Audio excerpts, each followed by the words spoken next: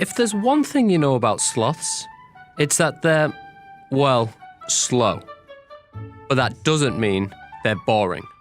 In fact, sloths are one of the most extreme animals on the planet. And not just because they poop only once a week. First of all, sloths really are extremely slow. Their top speeds clocking at just 0.25 kilometers per hour, making them the slowest mammal on the planet. According to zoologist Becky Cliff, that's because, well, sloths can't really see. 60 million years ago, they lost the ability to see. They went almost completely blind. So in the daytime, a sloth actually can't see anything because it's too bright. If you can't see where you're going, you can't run around because you're going to fall out the tree. Moving slowly may sound like a liability, especially if you're nearly blind. But being sluggish actually comes with all kinds of benefits. For one, they save an enormous amount of energy. In fact, sloths use about 90% less energy than the average mammal, which is vital, considering their diet is a low-energy snack consisting of leaves with a side of leaves. And as it turns out, being slow also helps sloths avoid detection.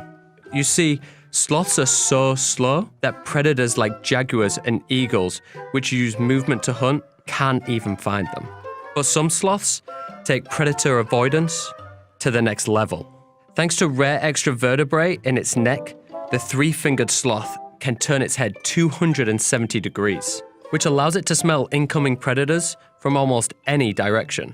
And that's especially useful when you spend nearly all of your time motionless in a tree.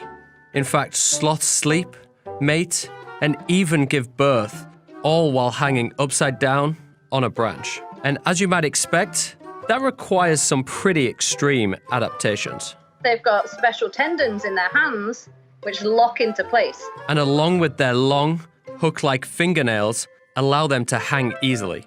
They're like a giant coat hanger. And to combat a rush of blood to the head, which might be familiar if you've ever hung upside down. They have special sort of valves in their circulatory system that does actually stop the pooling of blood in the head. But if you think that's extreme, consider this. Once a week, sloths risk their lives on a daring journey from the protective forest canopy to the ground. Their mission? To poop.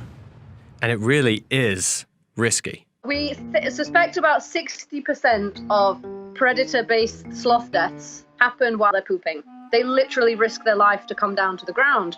So they have to make it count. And boy, they really do. Sloths can lose an astonishing 30% of their body weight each time they go. Plus, they might get a mate out of it. How do you find a mate if you're solitary and you can't move very far? Well, they're going to have to use pheromones and scent markers. I think that coming down and leaving a little pile at the base of your favorite trees is sort of like a little signpost. But if there's one thing that really pushes sloths over the top, it's their rough fur. Sloth's fur has its very own ecosystem.